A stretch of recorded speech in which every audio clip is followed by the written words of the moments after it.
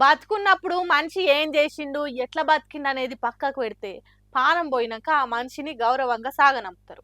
అంతిమ సంస్కారాలు గొప్పగా చేస్తారు. పగోడు, పంచాది పెట్టుకున్నోడు కూడా వచ్చి పాడెమోస్తాడు. చేసిన చెడు పక్కకు పెట్టి మంచిని మాత్రమే యాద్ చేసుకొని ఏడుస్తారు. చివరి సారదలుచుకుంటారు. అట్లా చేసుడు మన దేశ సంస్కృతిలోనే ఉన్నది. శత్రువు శవాన్ని కూడా గౌరవిస్తారు మన పల్లెలల్లా. అసొంటిది దేశంలో సర్కార్లు ఏం చేస్తున్నాయి చూడండి. ఎంత మావోయిస్టులు అయితే మాత్రం వాళ్ళు మనుషులు కాదా? వాళ్ళకి కుటుంబాలు లేవా? వాళ్ళు చచ్చిపోతే ఏడ్చేటోళ్ళు లేరా? వాళ్ళకి పేగుబంధం లేదా? వాళ్ళ మీద ప్రేమలు ఉన్నోళ్ళు లేరా? మరెందుకు మావోయిస్టుల శవాలను కుటుంబాలకు అప్పజెప్తలేరని అడుగుతున్నారు మానవత్వం ఉన్నోళ్ళు, మనిషి తత్వం తెలిసినోళ్ళు. ఛత్తీస్గఢ్ రాష్ట్రం నారాయణపూర్ జిల్లాలో జరిగిన ఎన్కౌంటర్లా 28 మంది మావోయిస్టులు జీవిడిచిండ్రు కదా. అందులో పార్టీ పెద్ద నంబాల కేశవరావు, జంగ పత్రిక ఎడిటర్ నవీను, సంగీతలు ఆంధ్రప్రదేశ్ రాష్ట్రం నుంచి, షాద్నగర్ దగ్గరున్న వేముల నర్వ ఊరు విజయలక్ష్మి, వరంగల్ జిల్లా చింతగట్టు బూర రాకేష్లు తెలంగాణ నుంచి ఉన్నారు. ఆ శవాలను వాళ్ళ కుటుంబాలకు ఇయ్యకుండా, కడసారి చూపుకు నోసకుండా, అంతిమ సంస్కారాలు చేయకుండా ఛత్తీస్గఢ్ సర్కారే వాళ్ళను దహన కార్యాలు చేస్తుందట. అంటే ఎవరు లేని అనాథ శవాల తీరుగా చేస్తుందట. ఇక దీని మీద మానవ హక్కులోళ్ళు, మావోయిస్టుల సానుభూతి పరులు అగ్గి మీద గుగ్గిలం అవుతున్నారు. అటు కేంద్ర ప్రభుత్వం, ఇటు రాష్ట్ర ప్రభుత్వం మావోయిస్టుల శవాలకు కూడా భయపడుతున్నాయి. శవాలతోని యుద్ధం చేస్తున్నాయి.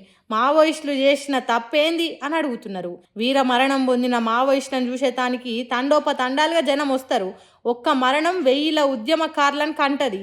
అందుకే అక్కడి బీజేపీ ప్రభుత్వం, ఇక్కడి తెలుగు రాష్ట్రాల ప్రభుత్వాలు భయపడుతున్నాయి. బ్రిటిషోడు భగత్ సింగ్, రాజగురు, సుఖదేవుల శవాలను దేశ ప్రజలకు దొరకకుండా దొడ్డిదారిన కనకం చేసినట్టు ఇప్పుడు కేంద్ర రాష్ట్ర ప్రభుత్వాలు అన్నల శవాలను ప్రజలకు అంటుకు రానిస్తలేవు.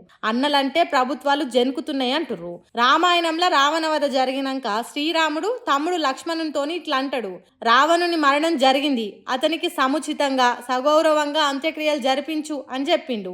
శత్రువును చంపిన రాముడు రావణునికి అంతిమ సంస్కారాలు చేయించిండు. కానీ ఇక్కడ మావోయిస్టుల శవాలకు కనీస మర్యాదను కూడా ఇస్తలేరు. బొంబాయి తాజ్ హోటల్ మీద దాడి చేసిన ఉగ్రవాది కసబ్గానికి ఉరిశిక్ష వేసి తన చివరి కోరిక ఏంటిదని అడిగిండ్రు. ఉరి తీసినాక వాని కుటుంబానికి శవాన్ని అప్పచెప్పిండ్రు. అంతకంటే అధ్వానమా మావోయిస్టుల శవాలు?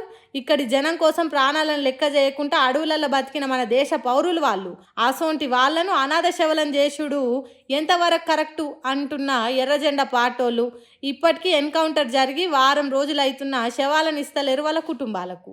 మా ఓళ్లను మాకు ఇయ్యుండ్రి అని ఛత్తీస్గఢ్ పోయిన వాళ్ళను ఇబ్బంది పెడుతున్నారట. అందుకే మావోయిస్టుల శవాలకు సైతం సర్కార్లు భయపడుతున్నాయి అని అంటుర్రు పౌర హక్కుల సంఘపోళ్ళు, మావోయిస్టుల సానుభూతి పరులు. మరి చూడాలి ఆఖరికి ఏం జరుగుతుందో.